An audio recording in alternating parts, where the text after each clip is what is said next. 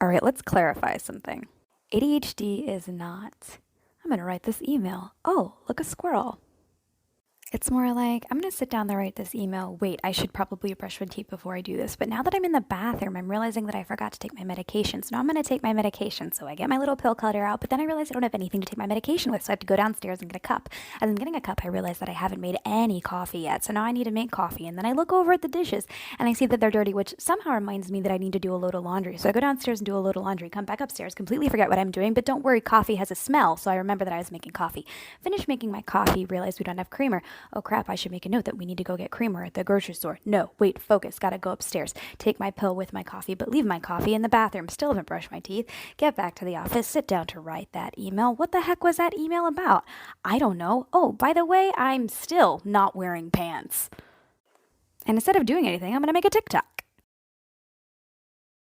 Good morning. Do you have an ADHD friend that always interrupts you when you're talking? Well, I'm here to tell you why. When we're having a conversation with you, two things are happening in our brains. One, we're trying to pay attention to what you are saying and not get distracted. And two, like normal people, we are thinking in our minds what we're going to say back. And the second thing is where the problem starts. The minute we think of something we want to say back to you, we have two options. The first one is to stop listening to you and continue to repeat what we want to say over and over and over in our heads again so we don't forget it.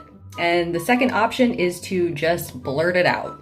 Because once we get it out of our head and into the open, we can go back to listening to what you're saying. So even though it might seem rude when we interrupt you, when we do that, we're actually saying, I really care about what you're talking about, and I want to just get this out so I can continue listening to your story. So yeah, if we interrupt you, it's not because we don't care what you're saying or we're trying to be self-centered or mean. We're doing our best to participate in a conversation in the best way we know how with the brains that we have. Hello, we're doing dishes today. I haven't done them in a few days, so I'm gonna put my toddler in front of the TV, prep some snacks for the baby. I've got my apron, my gloves, and my caffeine. As a lot of you guys know, I like to make categories of my dirty dishes. I take them out of the sink, I stack them in categories. The reason I do it this way is because I've given myself permission to stop after this step if I need to. And if all I do is take 5 minutes to take everything out of the sink into categories, I'll have a clear sink, and a clear sink is so functional. Now, I could give myself permission to stop 5 minutes after just trying to wash things straight out of the sink, but the problem is, then I would have a few clean dishes and still a sink full of dirty dishes. It would just be less functional for me.